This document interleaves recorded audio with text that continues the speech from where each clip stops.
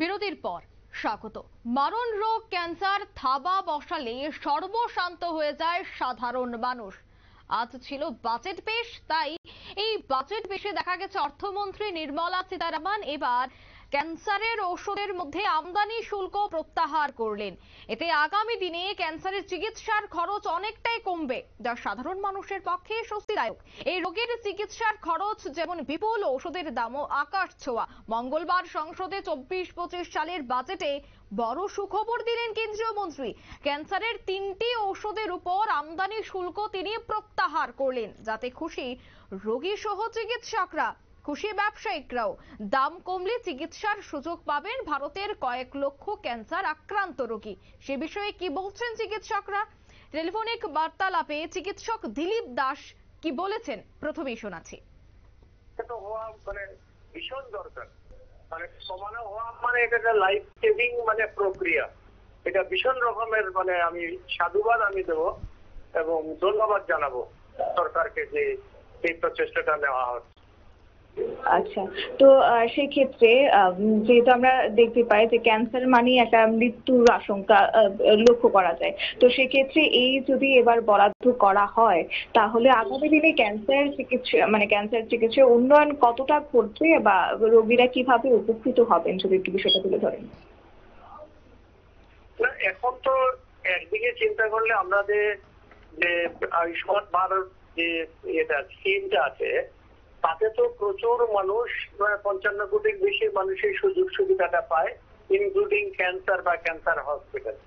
আর ক্যান্সারের বাকি যে চিকিৎসা সেটা প্রচুর পরিমাণে উন্নত হয়েছে। এখন মানুষের লংজিভিটি অনেক বেড়ে গেছে।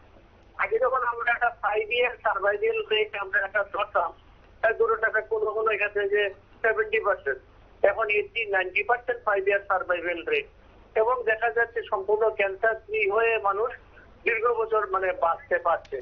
এটা বিজ্ঞানের উন্নতি, চিকিৎসা পদ্ধতির উন্নতির জন্যই যেটা হচ্ছে।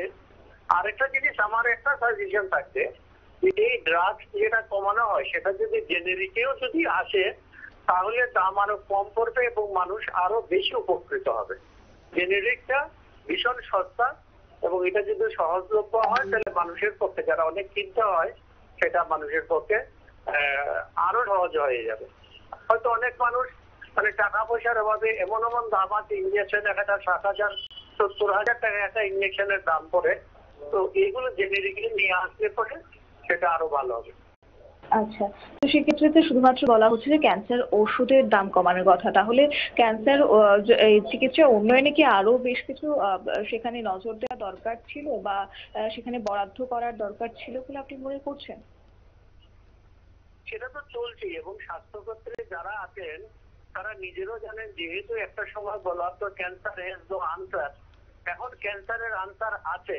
এবং আমাদের এখানে যে রিজিওনাল ক্যান্সার হসপিটাল যেটা আছে সেখানেও কিন্তু অতি অত্যাধুনিক যে জিনিসপত্র আছে। হয়তো আমরা ত্রিপুরার যারা আমরা অনেকেই জানি না, ত্রিপুরাতে এই ক্যান্সার হসপিটালে কিন্তু অত্যন্ত আধুনিক ধরনের চিকিৎসা পদ্ধতিতে চিকিৎসা হয় এবং মানুষ বাইরে যারা চিকিৎসা করতে যায় এরা আবার এই ক্যান্সার হসপিটালে ওরা বলে দেয় যে বাকি চিকিৎসা এখানে নেওয়ার জন্য, এবং আমাদের চিকিৎসকরাও অত্যন্ত যত্ন সহকারে এইখানে চিকিৎসা করছেন।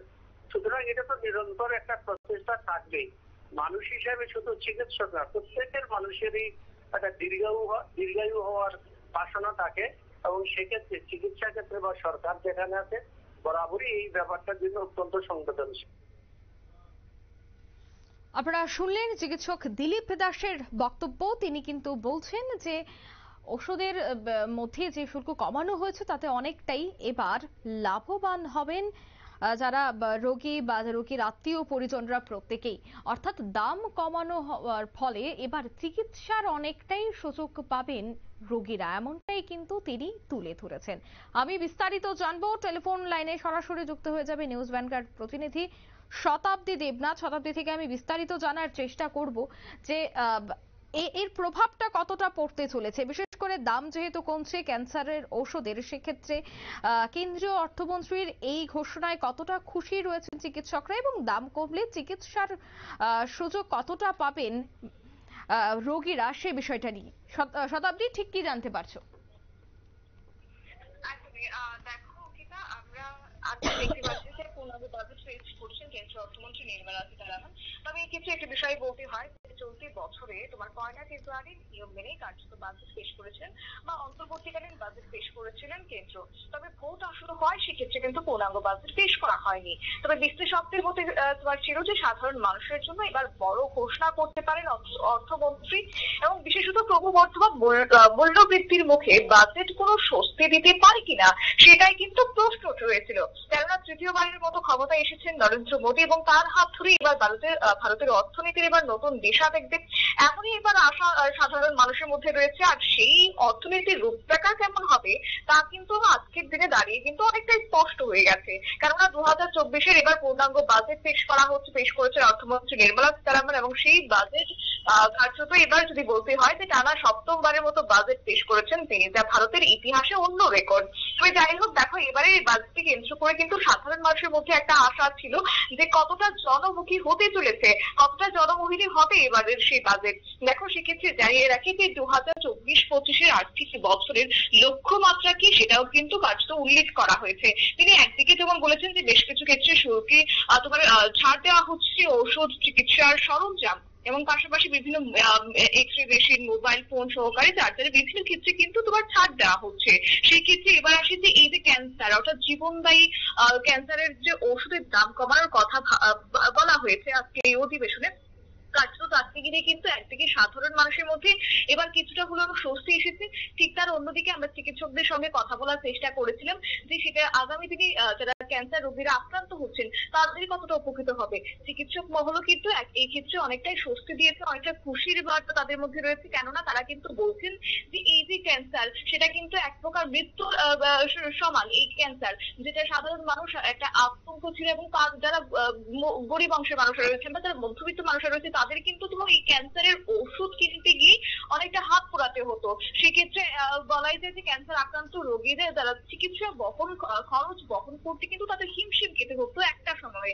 সেই জায়গায় দাঁড়িয়ে আজকে এই ঘোষণা কিন্তু স্বাভাবিকভাবে সাধারণ মানুষ বা মধ্যবিত্ত পরিবারের মধ্যে একটা খুশির বাতাবরণ ছড়িয়েছে। কেননা দেশে কিন্তু প্রায় ইদানিং লক্ষ্য করা যাচ্ছে অনেক ক্যান্সার আক্রান্ত হচ্ছেন অনেক ব্যক্তিরা। তো সেই জায়গায় দাঁড়িয়ে স্বাভাবিকভাবে তাদের ঘটি বাটি বিক্রি করতে হচ্ছে।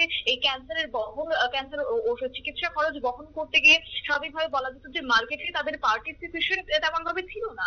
তো এই জায়গায় দাঁড়িয়ে আগামী দিনে যদি এবারে এই তোমার ওষুধের দাম কমানো হয়, পাশাপাশি চিকিৎসার যে আরো সরঞ্জামের কথা বলা হচ্ছে সেখানে যদি আরো কমানো হয় বা হ্রাস টানা হয় তাহলে কিন্তু আজকের দিনের মূল্য বৃদ্ধির বা অগ্নিমূল্যের বাজারে দাঁড়িয়ে কিন্তু অনেকটাই স্বস্তি লাভ করবে। একই সঙ্গে ক্যান্সারের যে সরঞ্জামের কথা বলা হয়েছে সেক্ষেত্রে কিন্তু ক্যান্সার চিকিৎসার উন্নয়নের মান কিন্তু অনেকটাই অগ্রগামী হবে বলেই কিন্তু মনে করছেন বিশ্লেষকরা। অঙ্কিতা, একদমই ধন্যবাদ শতাব্দী। অর্থাৎ মঙ্গলবার তৃতীয় এনডিএ সরকারের প্রথম পূর্ণাঙ্গ বাজেট পেশ করলেন কেন্দ্রীয় অর্থমন্ত্রী নির্মলা সীতারামন। লোকসভা নির্বাচনের কারণে চলতি বছরের গোড়ায় নিয়ম মাফিক পূর্ণাঙ্গ বাজেট পেশ করা সম্ভব হয়নি। এবারের বাজেটে 9টি বিষয়ের উপর বিশেষ করে জোর দেওয়া হয়েছে এবং তার মধ্যে এবার বাজেটে কাবু মারণ রোগ ক্যান্সারের চিকিৎসায় খরচ এবার অনেকটাই কমবে। নিয়ে নিচ্ছে ছোট্ট একটি বিজ্ঞাপন বিরতি, সঙ্গে থাকুন।